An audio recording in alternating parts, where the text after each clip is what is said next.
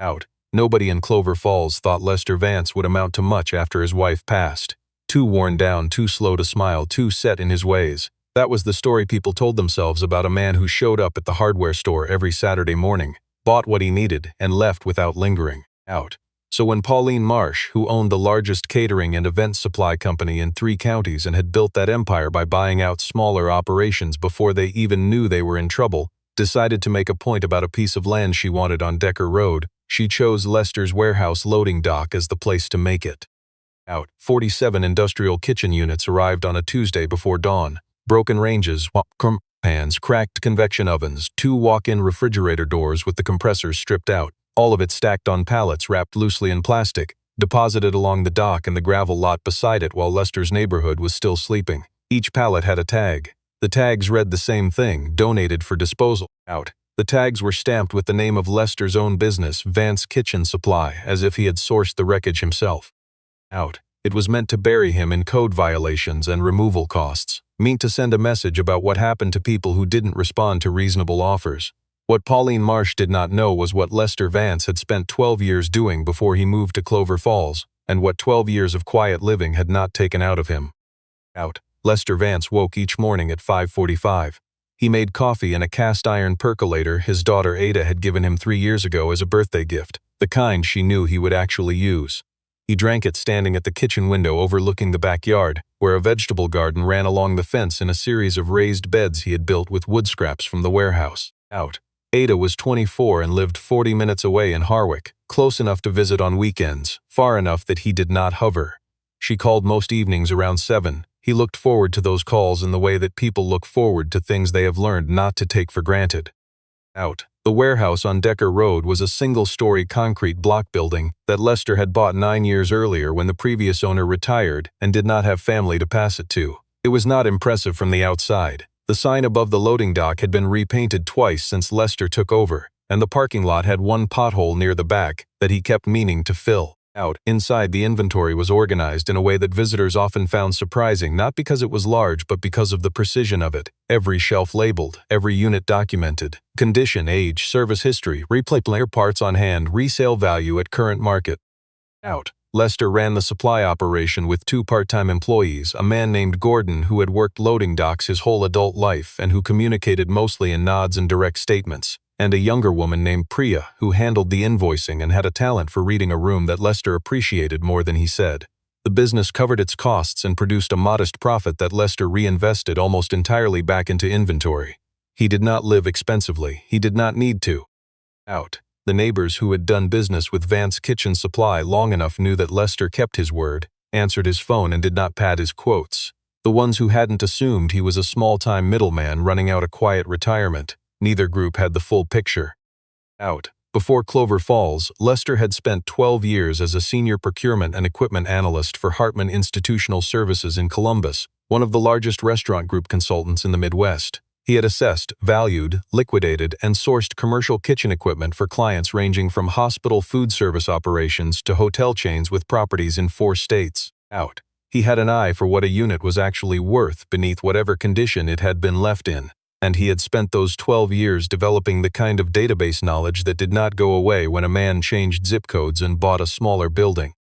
Out. He had left Hartman without drama. His wife Eleanor had been diagnosed in January and gone by September of the same year, and Clover Falls was where Eleanor had grown up, and Lester had decided that raising Ada in the town her mother had loved was the closest thing to honoring both of them at once. He had not announced this to anyone. He had simply moved, opened the supply business, and gotten to work. Out. Pauline Marsh had built Marsh Event Solutions from a single rental van and a set of folding tables she had bought at an estate sale. That was the version of the story she told at chamber dinners and in the profile the regional business magazine had run on her 2 years earlier. Out. The fuller version included a talent for acquiring struggling competitors at moments of maximum vulnerability, a network of county officials who attended her quarterly lunches, and an appetite for expansion that had not yet found its natural limit. Out. Her offices occupied a converted Victorian on Caldwell Street.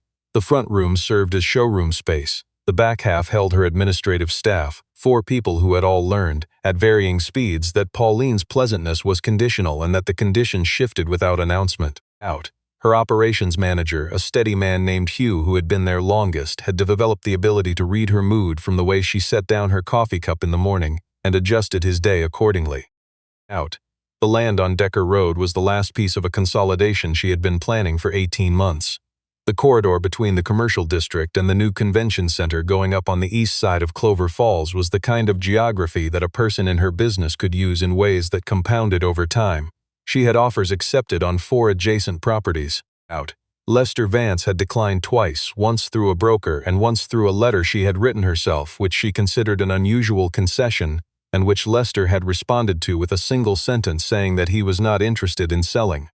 Out. Pauline had found this more interesting than aggravating. She told Hugh to find out who Lester Vance actually was. The report that came back was thin in the ways that mattered to her. Widower, 1 adult daughter, quiet life, small-scale supply operation, no apparent ambitions for growth, no debt beyond a manageable mortgage on the building. Out. She read the report, set it down, and said that a man without visible ambitions usually had something else keeping him in place, and that it was worth knowing what that was before spending more time on polite approaches. She told Hugh to arrange for a demonstration of inconvenience, the kind that communicated clearly without requiring a conversation. Out. What followed was coordinated. Pauline used 2 liquidation brokers she had worked with before, men who moved equipment in volume and did not ask questions about the end destination.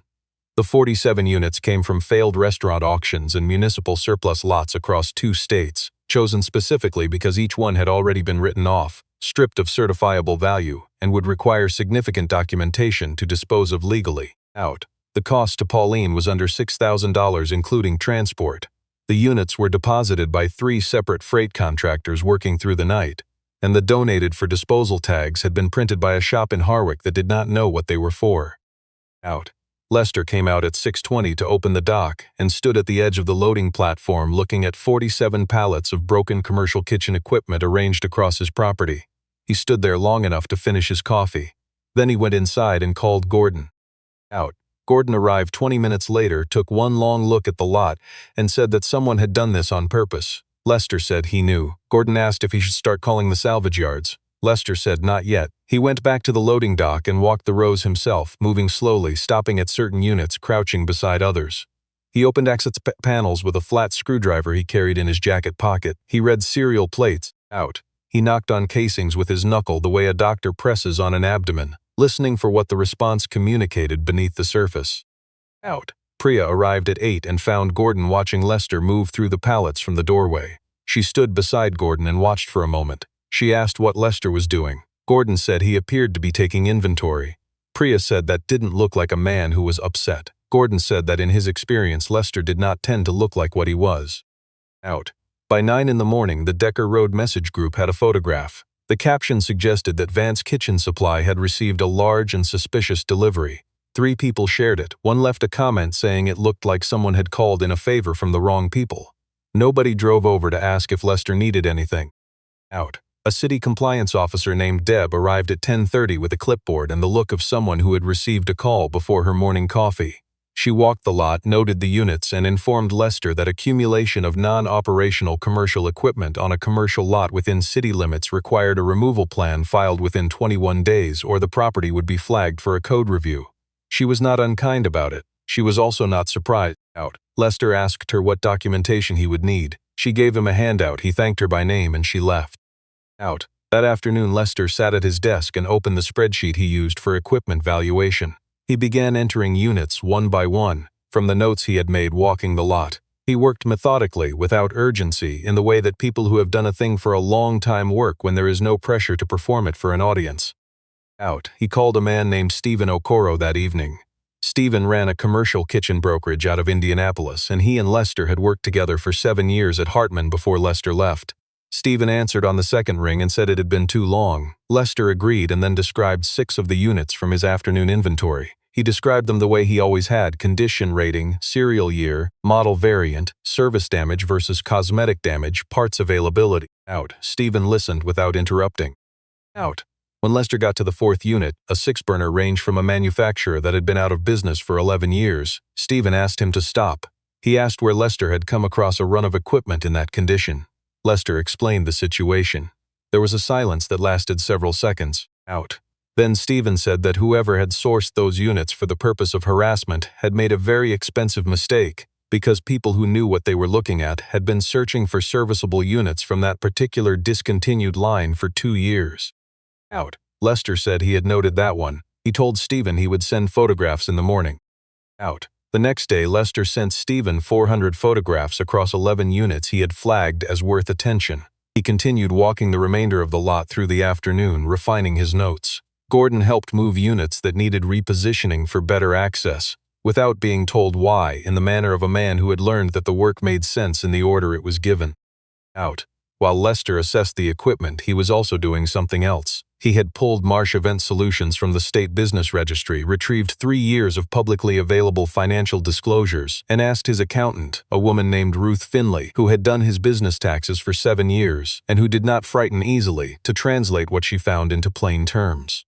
Out. What Ruth found was not immediately alarming, but it was not comfortable. Pauline Marsh had taken on $3.1 million in commercial financing 2 years earlier to fund a fleet expansion and a new warehouse on the south end of town. The loan was through Cornerstone Business Credit and carried a performance clause requiring quarterly revenue benchmarks. Marsh Event Solutions had missed its second quarter target by 11%. The third quarter had not recovered. Out. Ruth called Lester on a Wednesday evening and said that, based on what she was reading, the company was approaching the kind of situation where lenders started looking at their options. Out. Lester wrote it down in a separate notebook he kept in the nightstand beside his bed. He did not mention it to Gordon or Priya. He called a lawyer named Victor Stahl the following morning. Victor handled commercial transactions and property law and had been referred by Stephen, who had used him twice and considered him the most useful person he knew in situations that required both precision and discretion. Lester described what he had found and asked 2 questions. Out. Whether a commercial loan in technical distress could be purchased from a lender by a private buyer at a discount, and whether the circumstances he had described would qualify. Victor said yes to both questions, and that the typical discount on a note in that position ran between 8 and 14% depending on the lender's internal appetite for resolution.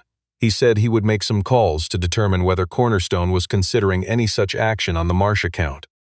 Out. Victor called back in 4 days.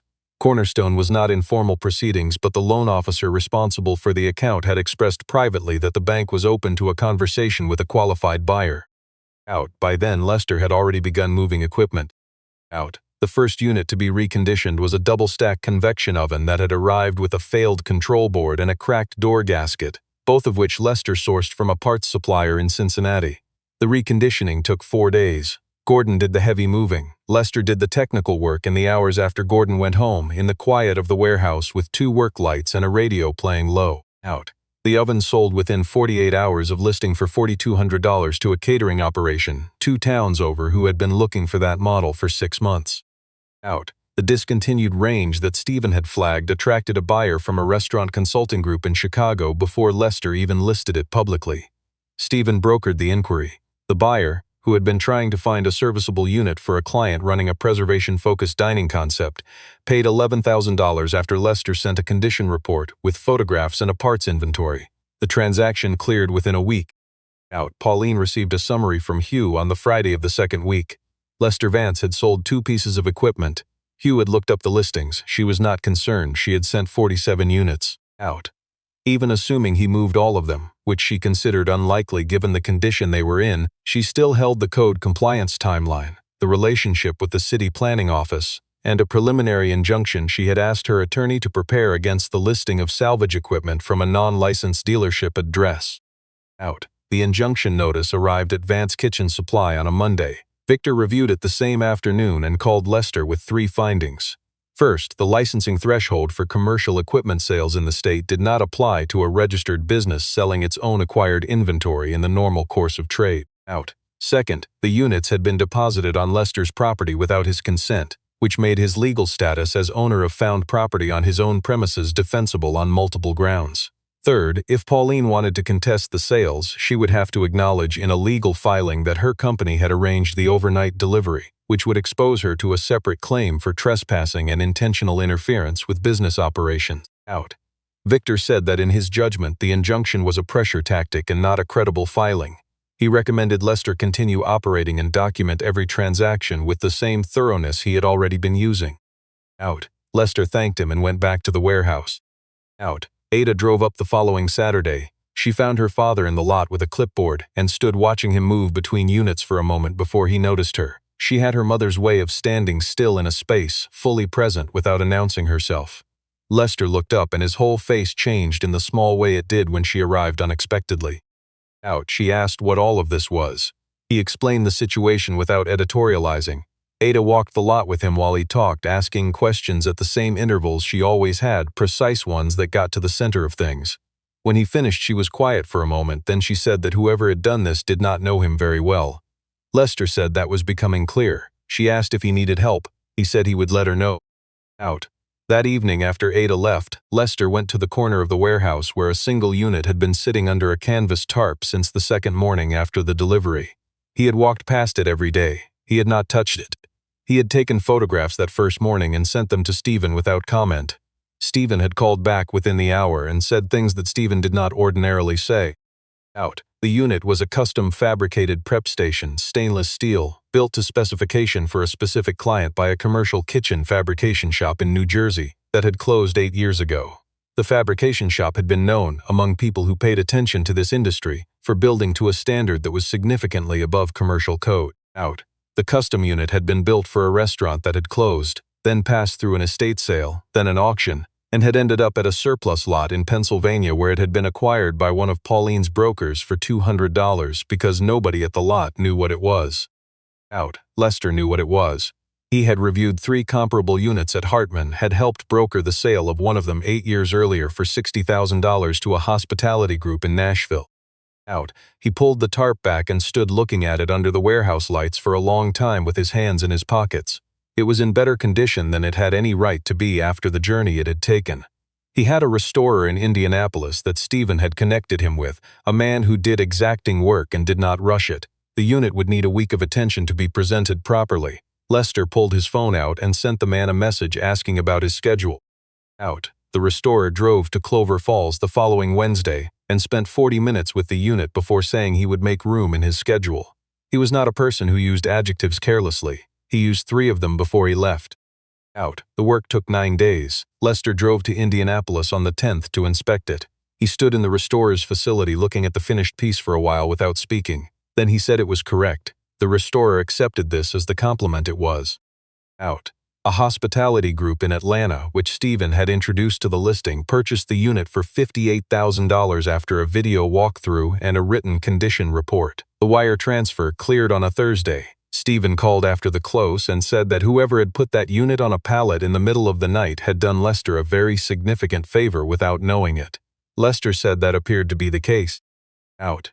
In the meantime, the other 44 units had been moving at a pace that Victor had described as legally clean and commercially sensible.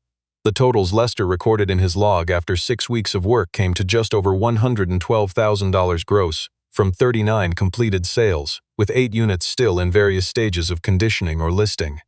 Estimated net after restorer fees, parts, and Victor's hours was somewhere above $88,000. Out. Pauline received this information from Hugh on a Thursday afternoon and sat very still behind her desk for a long time.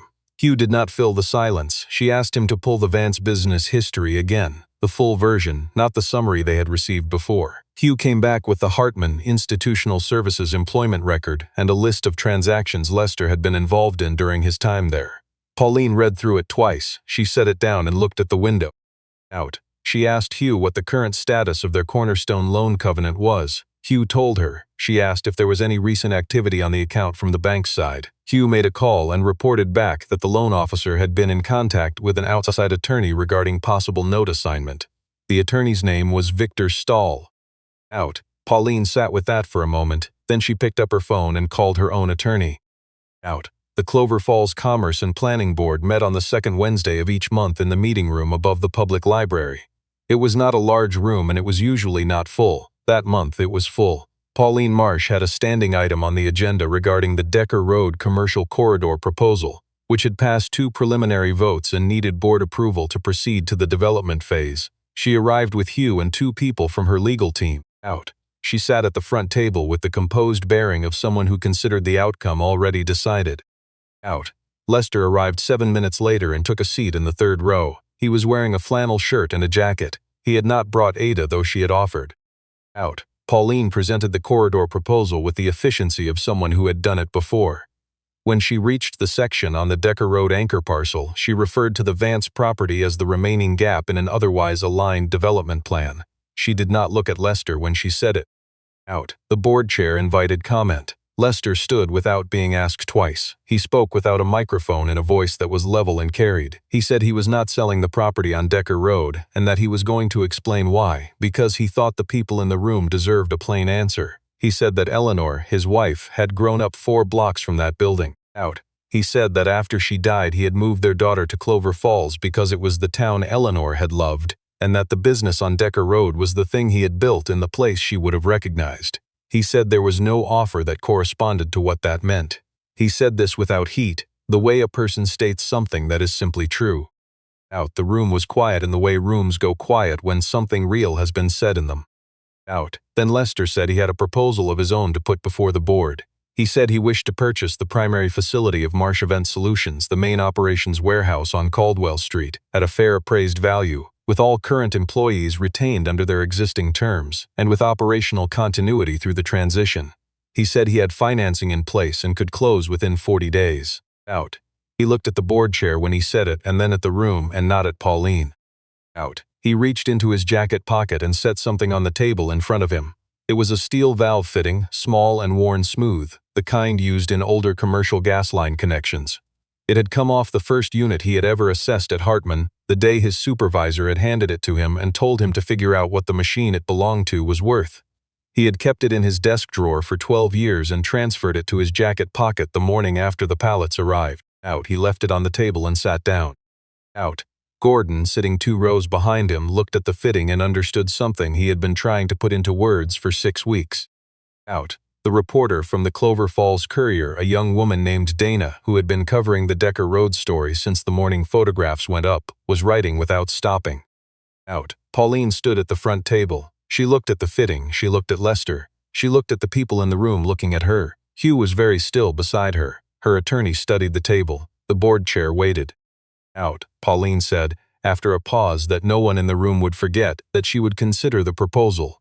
She said it without the tone of dismissal and without the tone of concession, said it the way a person says a thing when they genuinely have not yet resolved what they think about it. Out. As people were leaving, Pauline passed Lester near the door. She stopped. She said she had been in business for a long time and that the thing that surprised her most was not the offer or the financing or even the equipment. It was that at no point during any of it had he tried to embarrass her publicly. Not with the delivery, not with the compliance notice, not with the injunction. She said most people in his position would have. Out. Lester looked at her steadily and said it had not been necessary. He said she had taken care of that herself. He said it without satisfaction, the way a person observes a fact they take no pleasure in. Out. Pauline looked at him for a moment. Then she nodded once, the small tight nod of a person recalibrating, and walked out. Out. The deal closed 37 days later. The Marsh Operations Warehouse on Caldwell Street transferred to Vance Commercial Services, a new entity registered at the Decker Road address. Lester had paid what the appraisal said without negotiating down, which Pauline's attorney noted in the closing documents. The 21 employees received written confirmation from Lester the day of closing that their positions were intact and their terms unchanged. Out. 2 of them asked to meet with him individually in the break room before the end of the first week. He answered their questions directly, over coffee, without a presentation. He told them he intended to run the operation cleanly, charge fair prices, and not expand faster than the staff could manage with confidence. Both of them returned the following Monday without having been asked. Out. Pauline had signed a supplier relations agreement as part of the closing terms, a 6-month consulting arrangement covering vendor negotiations and the hospitality sector relationships she had built over 15 years. Lester had offered it. She had accepted it after 2 days of consideration. She came in on Thursdays. She and Lester did not discuss the 47 units. Out. They discussed vendor margins, the inefficiencies in 2 of the existing client contracts, and the structural gap in the catering equipment rental inventory that represented the clearest near-term growth opportunity. Pauline was precise and useful in these conversations. Lester was attentive. Out. There was not warmth between them yet, but there was something that did not require warmth to function, a mutual accounting of what each person brought and what they expected in return, and that turned out to be durable in ways that warmth sometimes was not. Out. On a Saturday 3 weeks after the closing, Lester drove Ada to the Caldwell Street facility.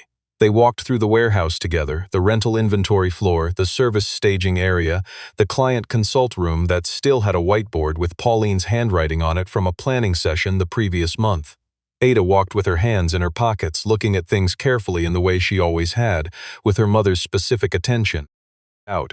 When they finished the full circuit, Ada looked at her father and asked if this was strange for him. Having all of this after everything. Lester thought about that for a moment. He said it was not what he had set out to do. She asked what he had set out to do. He said he had set out to stay close to the place her mother had loved and to not make a mess of raising her. She looked at him for a long moment. Then she said he had managed both. He did not answer that. He looked at the whiteboard. Out. That evening, Lester went back to the Decker Road warehouse. He let himself in through the side door and stood in the quiet of it with one light on. The last 4 units from the original 47 were still staged near the back wall, ready for listing. He had not rushed them. He had not rushed any of it. Out. He stood in the warehouse for a while and did not think about Pauline Marsh, or the board meeting, or the closing, or the number in the transaction account. Out.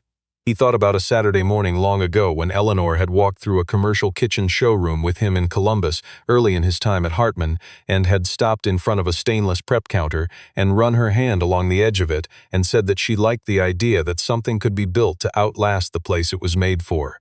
He had not known at the time how often he would think about that sentence. He knew now. Out. He turned off the light, locked the door, and drove home to make dinner. Ada was calling at 7. He did not want to miss it. Out. I keep thinking about that steel valve fitting Lester carried in his jacket pocket for 6 weeks. Small, worn smooth, worth nothing to anyone who didn't know what it had once been part of. He set it on the table in front of a room full of people who had already decided the story was over, and he didn't say a word about it. He didn't need to. Out. What Pauline Marsh thought she was doing when she sent those 47 units to Decker Road was ending a negotiation. What she was actually doing was handing a man the exact tools he needed to dismantle her. Not because the universe arranged it that way, not because of luck or fate, but because of a simple and unforgiving logic. She acted out of contempt, and contempt makes people careless. Carelessness has consequences. That's not poetic justice. Out. That's just cause and effect playing out on its own schedule. Out. The thing that stays with me about Lester is that he never tried to make it dramatic. He didn't announce what he was doing. He didn't perform. He walked those rows in the early morning with a flashlight and a flat screwdriver, and he looked at what was actually there, not what someone had decided it was worth. That's the part I think about most. How many of us actually look at what's in front of us instead of accepting someone else's label for it? Out. I think about Ada asking him what he had set out to do, and him saying he'd set out to stay close to the place Eleanor had loved and not make a mess of raising her. That was it. That was the whole ambition. And because he had kept it that simple, because he had not let grievance or bitterness or the need to prove something bend him out of shape, he was still fully himself when the moment came that required everything he had. His judgment was unclouded, his hands were steady. Out. He could see clearly because he had not spent years looking through the distortion of wanting things he hadn't earned. Out. There's something in that worth sitting with. I've seen people who were technically skilled lose everything because they made decisions from anger. I've seen people who had every reason to be bitter let that bitterness cost them the one opportunity that would have changed everything. Lester had reasons to be bitter. He had lost Eleanor. He had been underestimated for years. He had been targeted by someone with more resources and fewer scruples. Out. And he answered all of it the same way, by being exactly who he was, doing exactly what he knew how to do, and holding firmly to the things that couldn't be bought or leveraged away from him. Out. That's not a story about revenge. It's a story about what happens when a person has done the quiet, unglamorous work of building genuine knowledge, genuine integrity, and genuine staying power over a long period of time, and then the moment arrives that tests all three at once. Lester passed that test not because he was lucky, but because he had been preparing for it his whole life without knowing it. Out. I don't know if Pauline ever fully understood what she had underestimated. Maybe she came close. In that moment she stopped near the door and said she was surprised he had never tried to embarrass her. I think what she was actually recognizing, without quite having the words for it, was that she had been dealing with someone whose sense of himself did not depend on making her look small. That kind of person is rare, and in my experience they tend to end up exactly where Lester ended up. Out. Not because the world rewards virtue on a predictable schedule, but because the qualities that make a person genuinely capable, the honesty, the clear-eyed competence, the refusal to let hard circumstances make them hard, those qualities compound over time the same way debt does. quietly without announcement until one day the number is impossible to ignore.